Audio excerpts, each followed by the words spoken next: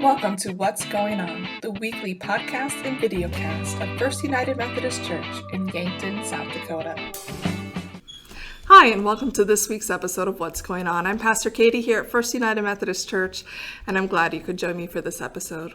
In this episode, I've invited our Children and Youth Program Director, Tiffany Beste, to join me to have a little reflection over our last year.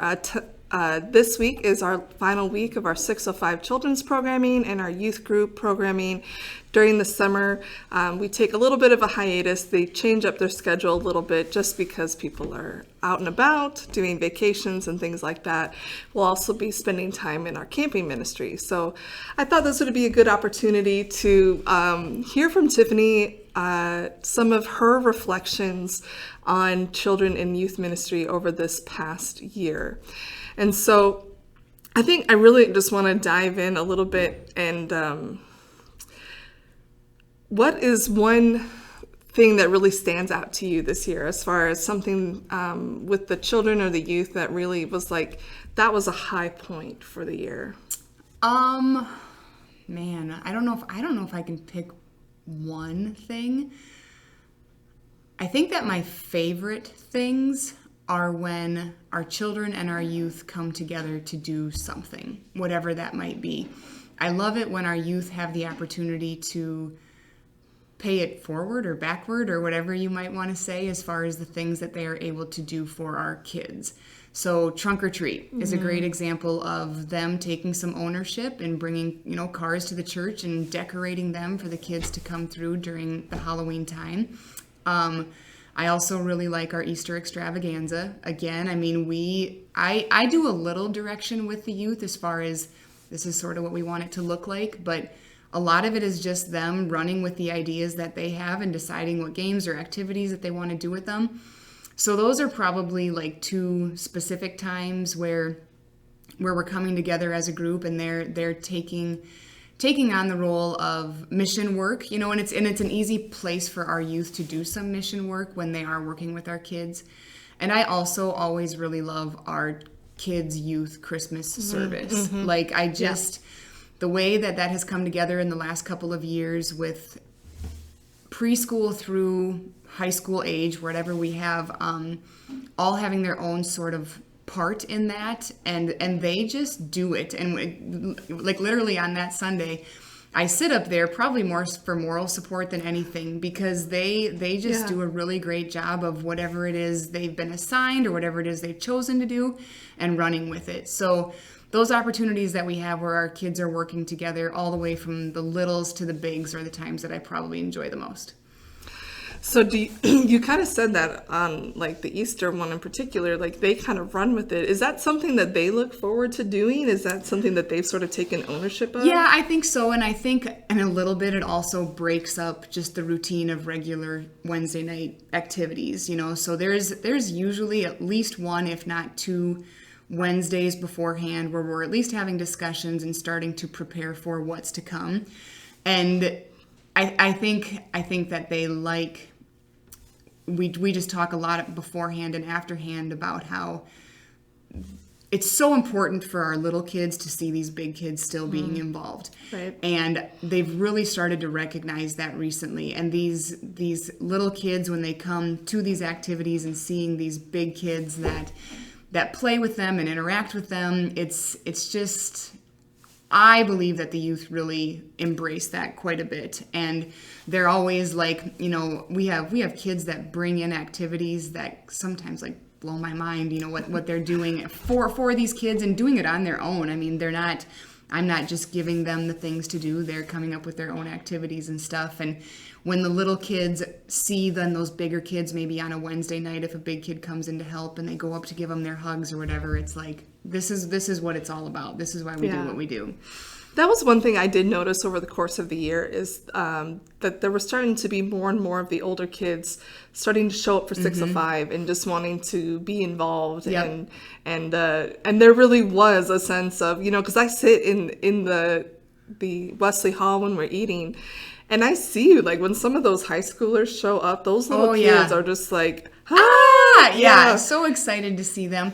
And I think part of that too that kind of excites me a little bit is like For some of our kids, church on Wednesday nights from 5 to 8:30 is their place.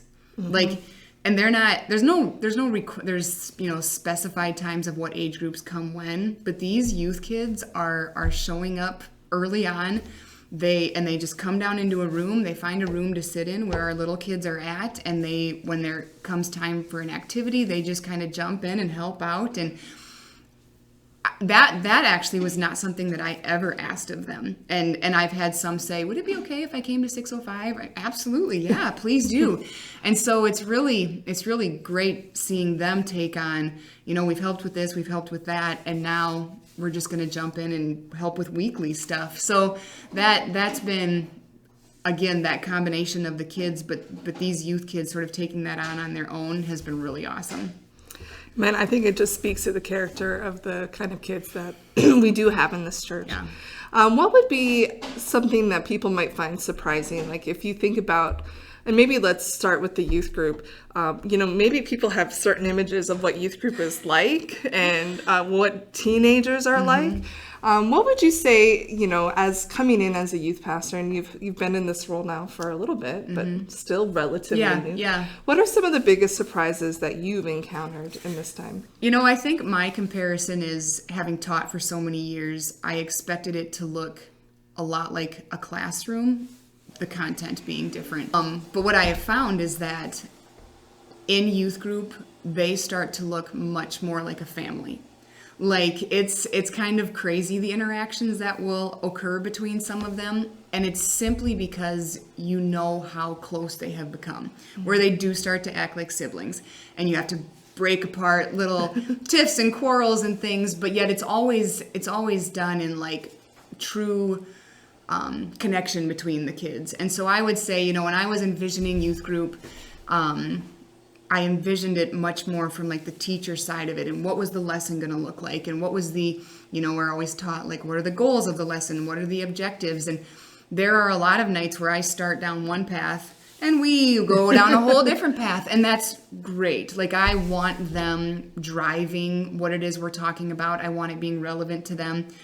And we've been encouraging all year long kids to kind of step into that role of even saying prayer, and that was hard right away, and a lot of them will revert to, they'll do the Lord's Prayer if they're going to step up and do something. But even here recently, having them saying their own prayers in front of the group. And I think, again, that just shows the level of comfort that they have with each other and the level of comfort that they're gaining with their faith. Like, they've just learned how to have that conversation with God, and now they're still willing to have that conversation and do it in front of other people.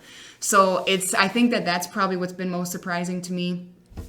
And I look at it now and I'm like, why would that surprise me? Like, that's probably exactly what that environment should look like, is where these kids are at right now. And obviously, as a teacher, you're not giving your students as much ownership in what the day is going to look like. But with these guys, when these kids are given that opportunity, they will run with stuff. And so they will take the conversation, whatever. But it's always very faith related. Yes, sometimes we get off topic and we have to kind of deviate back to where we were at. But at the same time, they make it very relevant to their lives, and they are making it very evident that faith is becoming a stronger part of their everyday lives. So that's been really cool. They're doing that work of application. And as you talk, I'm like, oh, this maybe explains some of the ways that when I'm teaching classes and things that, I let the conversation go. And maybe that's coming out of my years of youth ministry. And that's just what you do. Yeah. Yes, absolutely. And I really liked kind of the way that you talked about that there's a bit of a shift that, and I think with our younger kids, there's some of that. Really young, you're just trying to keep them in the building, get them used to being here and hearing about God and learning. I remember when I was in high school, after I was confirmed, the first thing that they had, I became a Sunday school teacher. They had us teaching 3-year-olds. And what the goal of that class was teach them how to be in the classroom. Teach them to stay in the classroom. but how it kind of, your goals and objectives begin to shift. And really, by the time we get to youth group, what we're really hoping to create, as you said, is that this is their place. Yes. This is where they belong. This Yeah. is their safe place. Yes. And these are their safe people. Yeah. And I do think we start to see some of that. I mean, I think what has made me the most feeling like I have a purpose here is that really all year long across the board, we have had very consistent kids coming to church every Wednesday night. And there's hit and miss, sporadically a kid might be sick or they might have something. But in general, enough of the kids are coming frequently enough that, one, we notice when somebody's gone. Like, it's not like there's, the turnover is so great that, oh, well, they're gone again. It's like, I wonder where so-and-so was tonight. And we might touch base, the next week or before the next week just to say, what was happening? And they, wherever it is that somebody's at. But I think that when you have the consistency of kids coming, kids want to continue to come because they know they're going to see their friend. They know they're going to see their teacher. They know they're going to see whatever it is or the people that are serving their meals, like they know who to expect behind the counter. And I think that's what we have to continue to do and put into their lives at a young age so that it continues into youth and into college and into adulthood, the consistency of church regularly, whether it be Wednesday nights or Sunday mornings or both or something, whatever it is, but just regular attendance. And I think that we're really seeing that with our kids. Like and I've, when a parent will text or message and say, we're not going to be there tonight for blah, blah, blah, blah, blah reason. So-and-so is so disappointed. And I really do believe that. Like those kids want to come to church on Wednesday nights for whatever the reason might be, whether it be the food, the people, the lesson, the activity, whatever it is, but they want to come here. And so that's super important to start instilling in them at this age as well. Well, and I would say that's true of all of our ages. We have new members joining the church this Sunday, and some of them, part of them is a family that has been coming this year. And part of the new member class, one of the questions I always ask is, what brought you here? We want to hear your journey of how you ended up at the table, right? And for this family in particular, they were new to Yankton, were trying churches out, had come here for a little bit, were a little skeptical about having their kids sit through a church service, which I don't. That's nothing to us. That's just common. I don't, as the mother of probably the loudest children in our church, it's fine with me. But, and so they had tried another church, and it was their kids who said, when are we going back to our church? That it was really the kids that drove them to really want to commit here because the kids felt so comfortable. They found friends here. Yes. They felt immediately connected. Yeah. And they felt that this church was a church that cared about them. Yeah. Absolutely. And that was just, for me, the best. That's what I want to hear as a pastor is that our children feel validated and valued. Yeah. And kids who, really want to be here for 605. My son is sick and won't make it to the final night of 605. And I think that was more disappointing than anything else. Right. No, and that's, we don't want kids being disappointed, but if it's because they don't get to come to church, that's pretty awesome. So, and I do believe, I really do believe that it is the connection that they're making with other kids. I work mostly with the 4th and 5th graders, but we've had 2 new families join us this year that have 2 daughters in both families. And I know that they continue to come because they know that they're going to see, those kids and the other kids that are in our 4th and 5th grade room. And I think I was talking to a parent of a 4th and 5th grader just the other night, and I said, I know our attendance with our 4th and 5th graders this year has been the best attendance we've had with that age group in a long time. And I believe it's because the connection that they have with each other, and they just enjoy being in this church, in this building. So that's just really great to see too, because again, we're just always looking for that to continue to carry forward, whether it be youth group or confirmation, right, or wherever it is. And the more of a connection they have with each other, the more they're going to stick with us through the years. It's absolutely true. That is the likelihood of kids and youth that have friends that are here that's a big plus. Yep, absolutely. I think we should touch on the fact that in both of our children and our youth ministries, we actually have a large number that are not necessarily members or children of members of our church, Right. that we are reaching out beyond our membership. And so talk about a little bit about maybe how that has happened, or do we even know? I've thought about that recently, like kind of breaking down the numbers of what percent are members of our church and what percent aren't. And if I had to throw out a number, just guessing, I would say probably 60%, 60 to 70% maybe are church members, but 40% that just come on Wednesday nights for our children's program.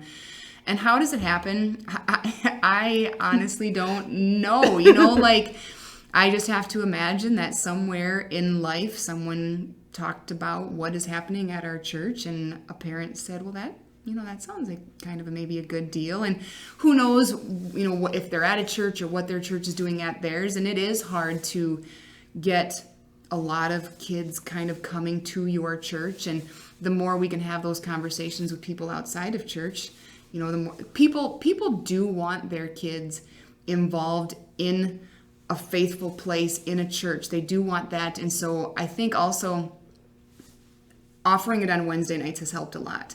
We had our kids coming on Sunday mornings, but I would say that it was very much so members of our church that were coming on Sunday mornings. And since we've gone to the Wednesday nights, we've started to bring in a lot of other, even neighborhood kids that have recognized that, oh, there's people down there playing a game in the parking lot. And so what and then we'll talk to them when we see them and kind of let them know what's happening. And, oh, it's just right here on Wednesday nights and there's kids here. And so I think it's just a lot of word of mouth. And I think what people are saying is that it's just a very comfortable, relaxed. It's not if you want it to, like I said, you can come from 5 to 8:30, but if you have 45 minutes and that's it, that's what they come to, and then they leave and go to the other things that they might have going on in life. So I think it's just people talking well about what's happening and somewhat of the convenience that we've tried to help make it for the families. Right. Well, I think it's helpful to know as well that, if we have 30% of our kids that is the only thing, like that's a pretty I think it helps with the intake of more people. Right. Of this is a good place to connect to our church if you haven't connected, and there isn't a sense of that you don't belong if you don't, if you're not a member, if you're not like a card carrying member. Not that we have that, but that really we are open to everyone to come, and we rejoice in having people here, and that if you know of kids or families that are looking to get plugged in, that is something that I want you to hear. And the big thing coming up, and I would say probably maybe one of the areas that we have brought in some people is through our VBS. Yes, absolutely. And it is good to touch on that. We will do our Vacation Bible School again this year. We do it a couple days in August, so it'll be August 11th and 12th. I'm kind of excited about the fact that we're partnering with UCC this year. We're still hosting it at our church for this year. We're going to see how that all works, but I know that they'll be bringing in some of their kids that have attended theirs. But, we do put that information out really in our neighborhood here, and then, of course, we'll advertise throughout the city as well. But we have definitely had kids who have come to Vacation Bible School as the first time that they've done anything within our church, and then have asked, what do you guys do during the school year? And so then we're able to offer them the information. And I do think that, that Wednesday night option is a great option for those families that aren't members. And we continue to, it's not like a drastic influx or anything like that, but, we grab a couple people every summer that start to attend. And then, it just, our hope is that it just continues to attract people and that they enjoy it while they're here. And I think that we're just moving in a really great direction as far as our children and youth is going. Well, and I think one of the things is kind of an old model of looking at church growth and church, sustainability or vibrancy is what are the worship numbers look like, that people are going to encounter church first in worship. And that's just actually not the way it is anymore. Yeah. That most people first get connected to a church either through children's ministry or through our mission and outreach. And so to hear this and to know that our children and youth ministry are connecting and reaching people beyond our church walls. And even though they may not be in worship with us, which we also don't know if they're not watching worship because we have that option as well. Yep. But that is the first step for so many people in really getting involved in the life of the church. And so it's something I really wanted to kind of put a spotlight on and recognize and help to understand that when we look at church metrics, we're not just looking at worship numbers. We're looking at who is involved in all of the different areas. And our children and youth ministry is really one of our areas of growth, our areas of vibrancy. And if you really want to be a part of some of the best and most fun parts of our church, that's where you need to get involved. Absolutely. And I mean, and we're always looking for people that are available on a Wednesday night or whatever it might be, but it's truly like, until you've experienced it, and I know it can kind of be intimidating and overwhelming as far as, I don't know for sure what I'm supposed to do while I'm there, but we work really hard to always have a couple of adults in a smaller group setting as best that we can. And you very quickly realize that it really doesn't matter like what you know or what you're just here, and the kids enjoy being here and they really enjoy each other. And so if you want to have a discussion with me about where you might be able to be useful at, we can ease you into things, so we're not throwing you to the fire or anything like that. But you really discover once you're here how amazing it is, like just how it's there. We say we have great kids, and I know we're probably a little biased, but truly, they're just such phenomenal kids from top to bottom. And when you have them in a setting at the church, you just get to create these relationships with them that are so different than anywhere else that you're going to create relationships with kids at. And you discover that they just want someone that cares. They want an adult that's part of their life that they know is safe, that they know when they're here on Wednesday nights that they're comfortable. There's nothing pressing. They're just here to take in whatever it is that's offered that night. And even if it's, tonight is fun night and we're just going to go outside and we've got a couple different activities for them. But again, doing that out of the church building, I think, is really important, so that can become just part of their life as they continue on. Well, I think it's that planting the seeds, right? Yeah, it's putting that foundation in them, that church is a safe place, that church is full of people who care about them. So that no matter where life takes them, that is the foundation that they are working with. And that's part of what we do for children and youth ministry, is really lay that groundwork. And you can be a part of that. And it is truly a blessing. And the kids are so eager to connect. Yes. Yeah, they are. And, just finding like, oh, you like hot dogs too? Me too. And I'm like, yeah, that's awesome. Yep. And listening to their stories from the day at school or whatever, it might be like, they just want someone that will listen. And if you're engaged in listening to what they had for lunch that day at school, they're just so happy to talk to you and to talk to you about themselves. And that's what they need when they are at school. Like I said, it's just different.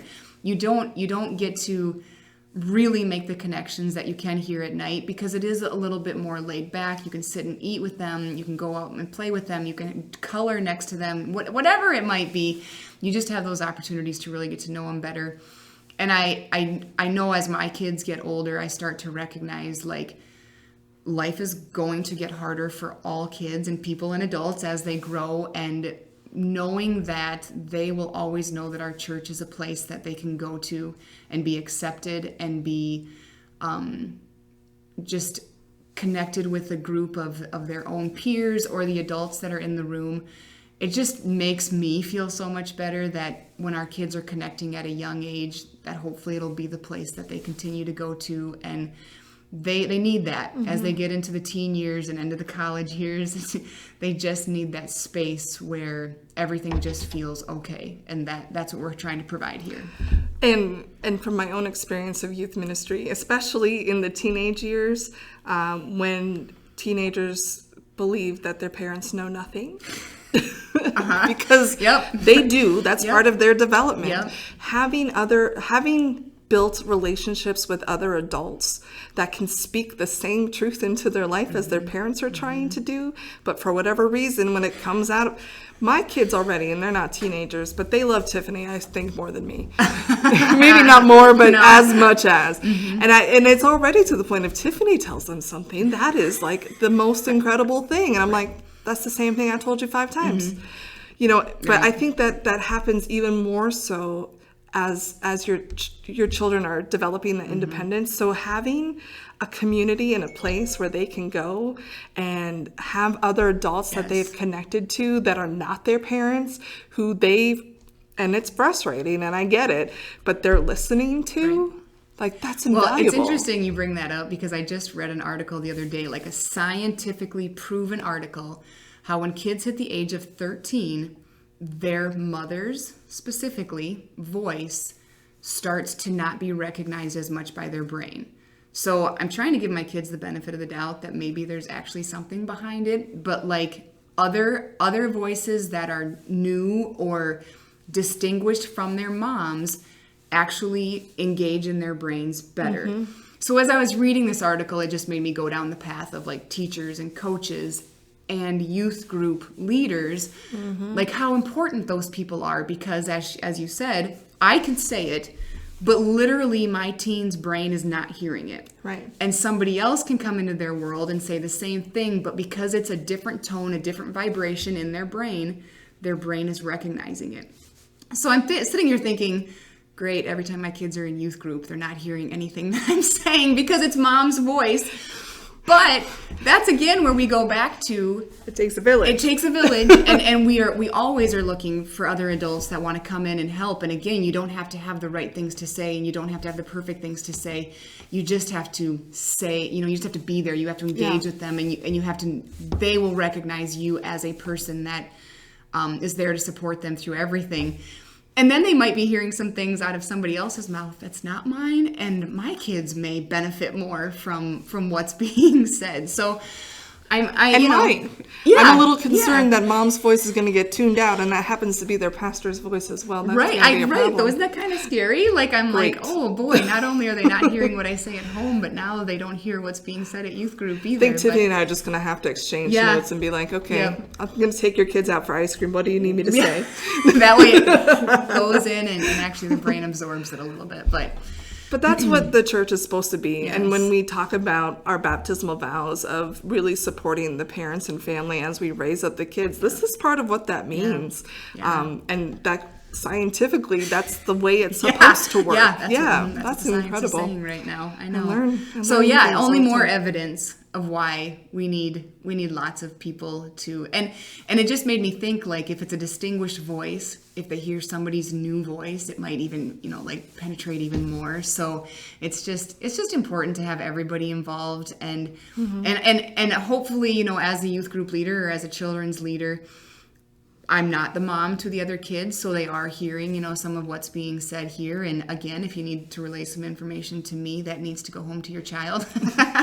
Maybe there's a better person to do that. I did have that happen. I had a parent, because I was going to go to camp with their kid. Well, and they're like, could you, over the course of camp, just work in that they need to wear deodorant?